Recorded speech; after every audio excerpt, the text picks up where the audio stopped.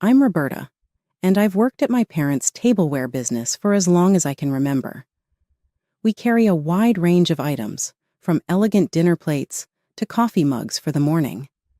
This is a family-run company at its core. Everything was normal that day until Mrs. Wilson, the owner of the bakery next door, barged into our store. That's when things started to shift. She entered the room as if she were the owner. Not even stepping foot inside the store, she yelled, "John, I need to talk to you right now." Her voice has the power to cut through concrete.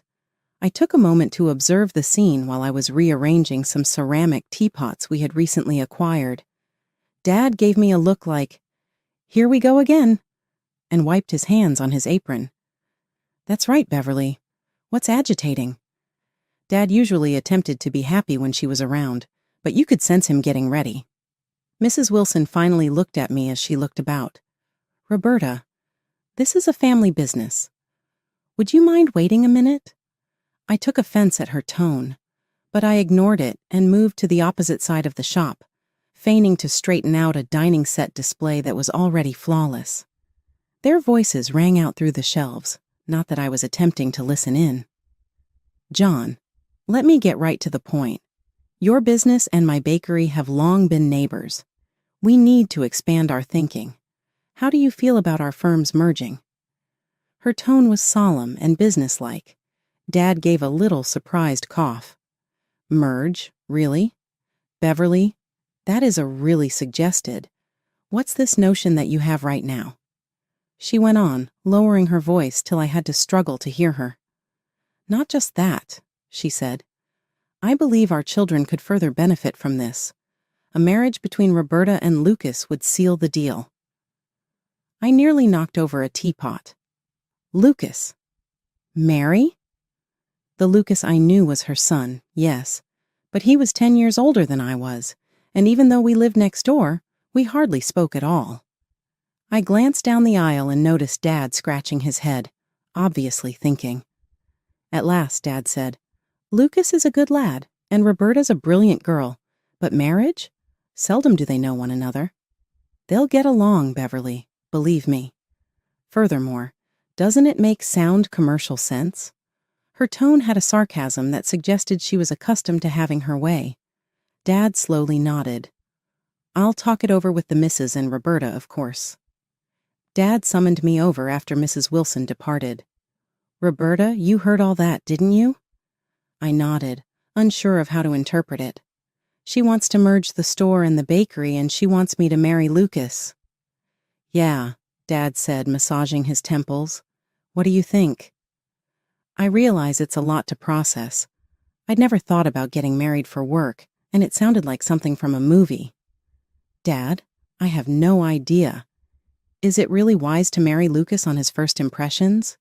This time, meet him properly and see if the two of you click. There's no rush to make a decision. We'll approach this cautiously." Over the following few months, Lucas and I got to know one another. He was not just well-mannered, but I discovered that he had a real side to him that cared about the company just as much as his mother did, but less controllingly. We frequently had personal talks instead of commercial ones, which gave the impression that we were developing a possible relationship rather than entering into a contract. But the wedding planning was a different story. Everything was taken over by my soon-to-be mother-in-law, Mrs. Wilson. The decorations looked like they belonged in one of her display windows, and the cake was from her bakery. She stormed into the room one afternoon when we were reviewing the guest list, carrying so many invitations that it looked like we were calling the entire town. "Roberta, please add a few names to your guest list. These are people who are significant to our company." She said, "It's imperative they're there." And with a thud that made me jump, she dropped the stack on the table. I bit my tongue so as not to provoke a quarrel. Lucas felt my hand beneath the table as soon as he noticed this. "Robbie, we'll work things out. Remember that today is our day?" The wedding day passed like a haze. Feeling less like a bride and more like a prop in Mrs. Wilson's elaborate business plan, I stood at the rear of the hall wearing my dress. With a slightly strained smile, My dad approached me. "You appear stunning, Roberta." He held out his arm and asked, "Are you ready?" I took a big breath and nodded. "Let's do this." The ceremony flew by, and before I knew it, Lucas and I were given our marital status. The event was packed with Mrs. Wilson's guests, who spoke more about our joint enterprises than our wedding. It was quite noisy. The union was finalized shortly after the nuptials. The two stores were combined into one large area, with one area designated for the tableware and the other for the bread.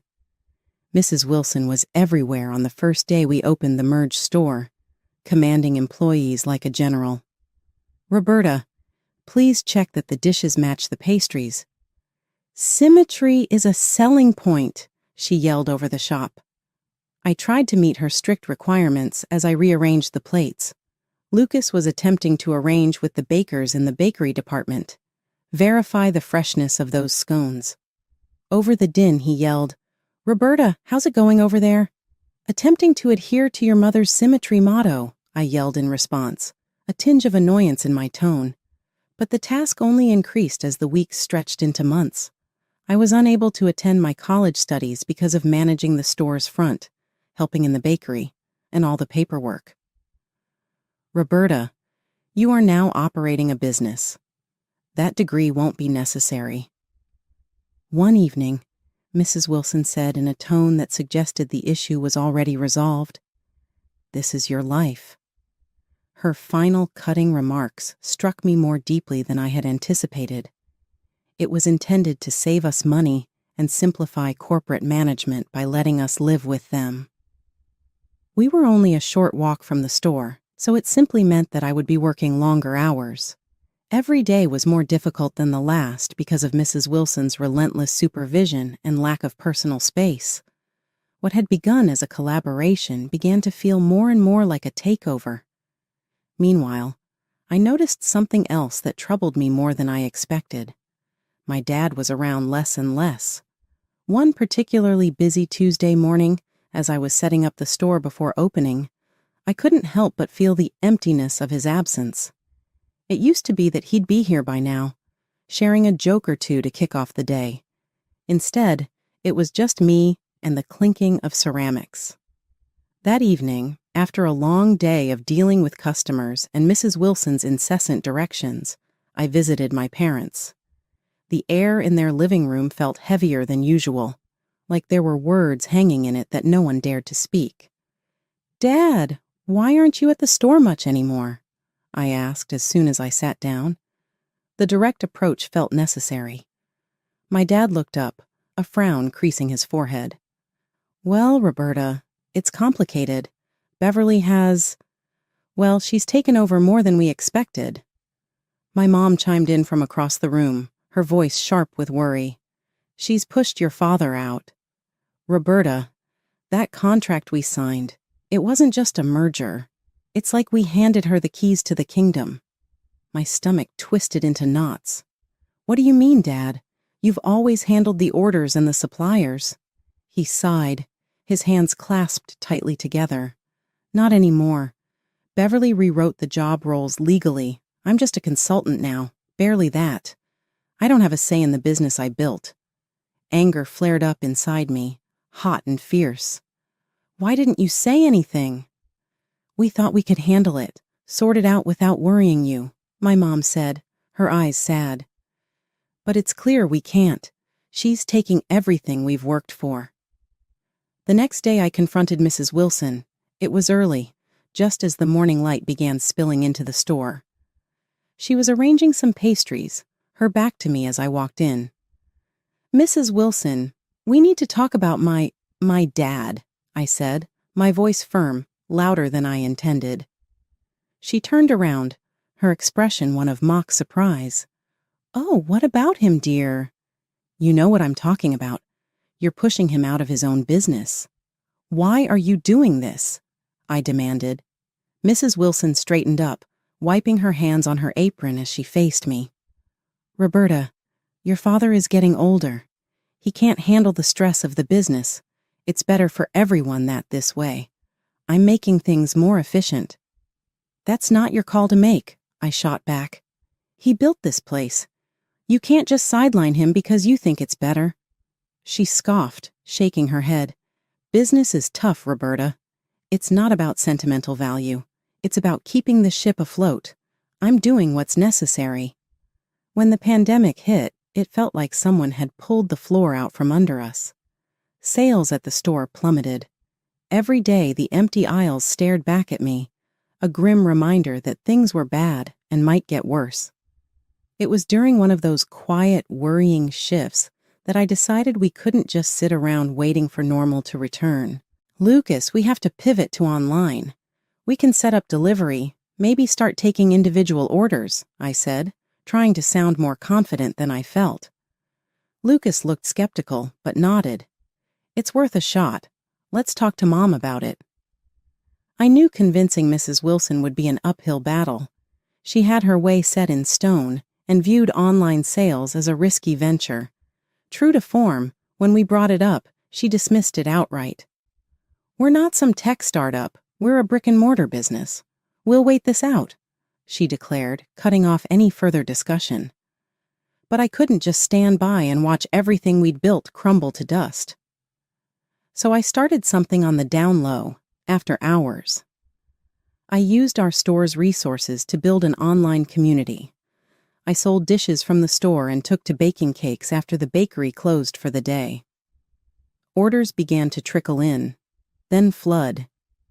Keeping this from Lucas and Mrs. Wilson was exhausting. I was burning the candle at both ends, managing our secret online sales and my day job at the store.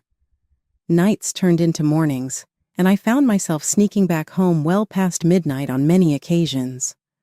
One night, as I tiptoed in, trying not to wake anyone, I found Mrs. Wilson waiting in the living room, her arms folded, and her face a mix of anger and disappointment.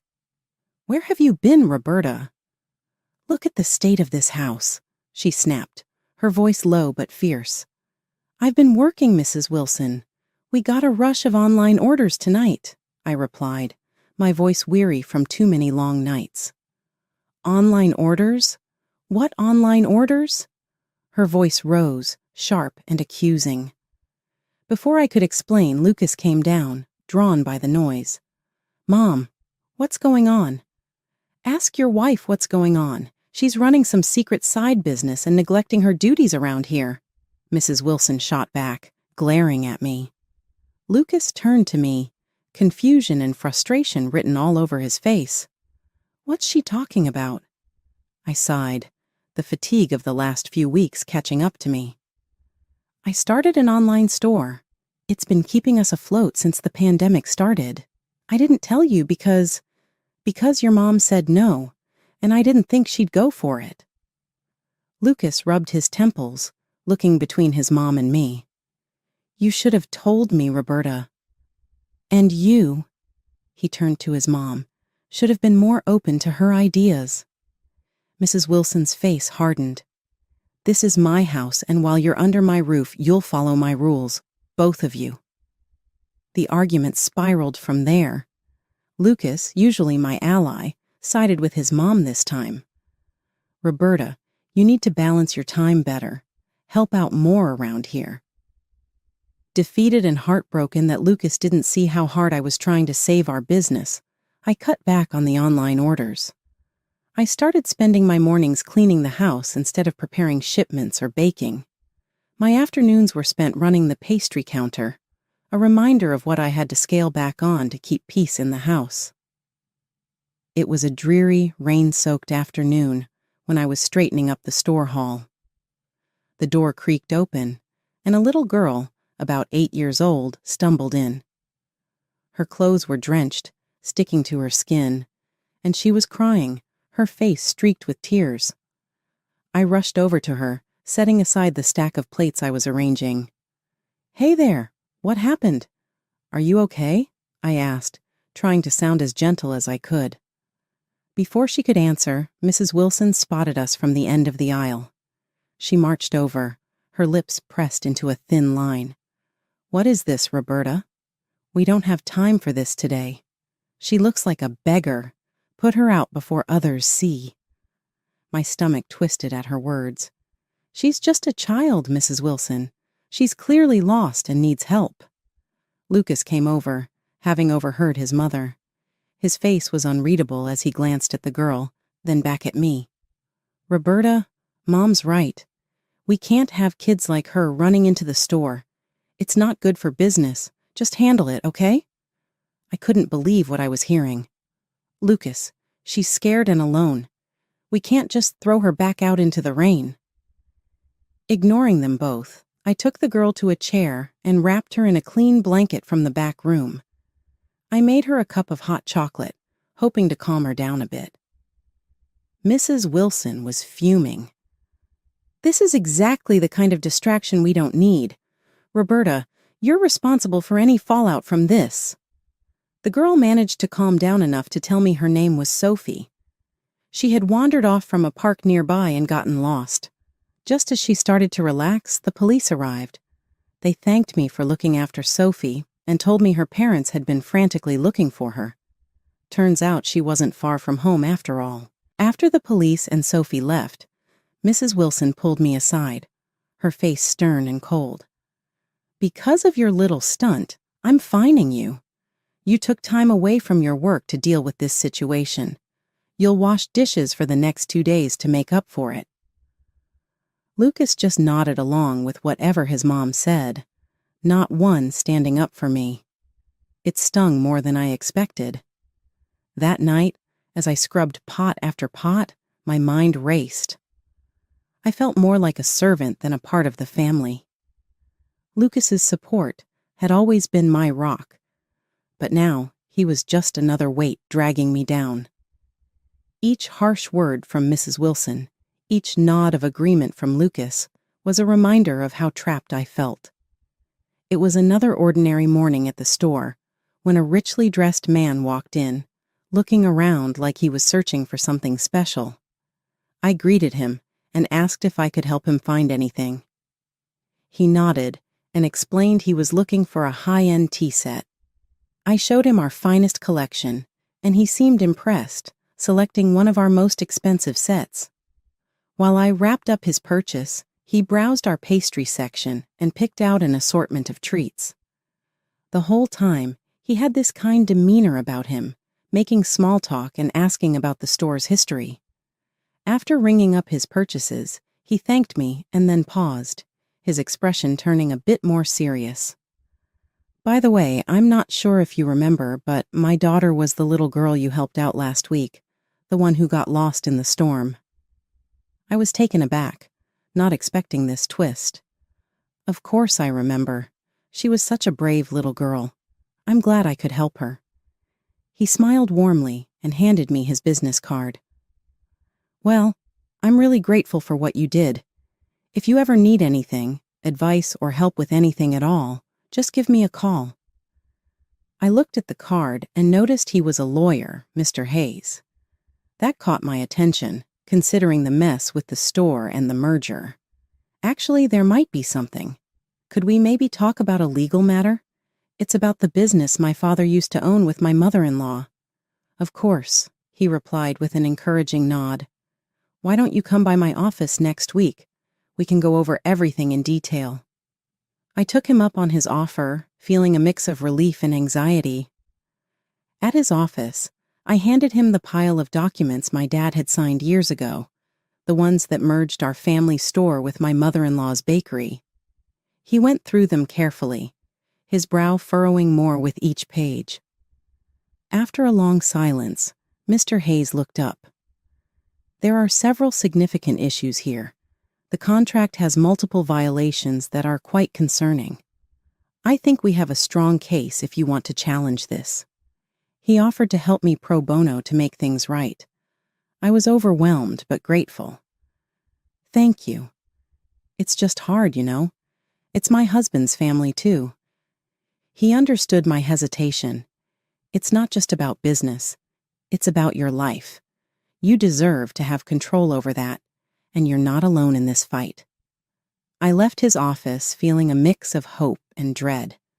Could I really go against my husband and his mother? But then, what was the alternative? Living under Mrs. Wilson's thumb? watching the store my parents built from scratch being mismanaged? That evening, my head was still spinning from the meeting with the lawyer when I entered our home. I was unprepared for the sight that met my eyes. The place was lively, with people chatting, laughing, and clinking glasses. I stopped to process everything. I was spotted by my slightly inebriated mother-in-law, who yelled, "There you are, wandering the streets when you should be here serving your guests," across the room. "Roberta, it's your anniversary. Do you not feel obligated?" I became motionless. Amid the turmoil of recent events, I had entirely forgotten about my anniversary. I stammered, feeling as though everyone in the room was staring at me. "I'm sorry, I forgot." Nothing about my apology made her feel better. She took a neighboring pizza box and threw it at me out of rage. The package skimmed my shoulder and fell to the floor. "Used, completely pointless," she exclaimed, her cheeks flushed with rage. Before I could get better, Lucas staggered over to me, obviously drunk as well. "You don't even appear to be hungry." He slurred and mockingly threw wine from his glass into my hands and clothes, saying, "Wash up, for heaven's sake." My clothing was discolored by the wine, which felt uncomfortable and icy against my skin. The indignity, disdain, and humiliation I was experiencing from their treatment of me all bubbled up inside of me and caused me to lose it. I turned to face the room after wiping my hands on my soiled shirt. I said, "I've been to a lawyer," in a steady, strong voice. "I'm going through a divorce." The room grew quiet. With ghostly eyes, Lucas and his mother gazed at me. Stepping forward, my mother-in-law growled, "Who do you think you are? You believe you can simply—" "I'm not done," I interrupted, my voice crystal clear. "I am contesting the store's merger. I've already forwarded the relevant paperwork to the authorities in the court since there has been fraud." Lucas faltered a little, his prior arrogance vanishing. "Roberta, this is not what you mean." I ignored his incredulity and said, "I am also seeking financial compensation for everything I've endured here." There was a tangible shock. As the guests began to process my declaration, murmurs began to build. I didn't wait for additional inquiries or for things to get worse. I pivoted and made my way upstairs to gather my belongings. My mother-in-law trailed after, her voice becoming desperate. "Please, Roberta, let's discuss this." "You are exaggerating." I came to a halt, spun around, and gave her one more look. I gave her the lawyer's business card without saying anything. I firmly said, "From now on, any communication goes through my lawyer." After that, my hand trembling but my determination unwavering, I made my way to our room. I packed fast, taking only what I would need to get started. I eventually moved into a little apartment across town from my mother-in-law's home. It was like if I was breathing clean air for the first time in a long time. Even though I was alone myself now, I wasn't. Together, my dad and I were striving to reclaim what was properly ours. Mr. Hayes, my attorney, put forth a lot of effort into our case. In the courtroom, he was a bulldog, fighting against the years-old fraudulent merger that my mother-in-law had planned. Before long, we got the news we had been waiting for. The court decided in our advantage. Mrs. Wilson was found guilty of fraud, and the merger was reversed. They also gave me monetary compensation and fined her a significant amount. The money was just enough to buy out her stake in the company, which my dad and I used to own together as a combination bakery and tableware store. It was strange to be back in complete control of the business without Mrs. Wilson's shadow hanging over us as we stood in front of it. "We succeeded, Dad. It's back on ours," I declared, passing him the new store keys. Over the following few weeks, we renovated the store and gave it a new lease on life. Rearranging displays and applying fresh paint to walls was like regaining a lost aspect of my spirit. Mrs. Wilson and Lucas had to take work elsewhere. All of their savings were gone due to court fees and fines. I stayed away from them despite hearing reports about their difficulties. Lucas made a few attempts to get in touch, but I didn't answer. I had closed off that area of my life. Now my attention was on the future. I went back to college when we took ownership of the store. With the intention of completing my degree, I signed up for night classes. I felt hopeful sitting in a classroom once more, which was a far cry from the hopelessness I had experienced under Mrs. Wilson's roof. My dad and I shared a pot of coffee at one of the tables one evening after the shop closed. Glancing around the business with nostalgia, Dad added, "You know, Roberta, starting over like this, it's more than I could have asked for." "Dad, I feel the same way." Like I've finally awakened from an extended, horrible dream, I responded with a strength I hadn't felt in years. "We have a second chance here, and I'm not going to waste it." We discussed our future goals, including potential new product launches, holiday sales to be ready for, and potential sponsorships of local events. It was thrilling and energizing, and I thoroughly enjoyed every second of it.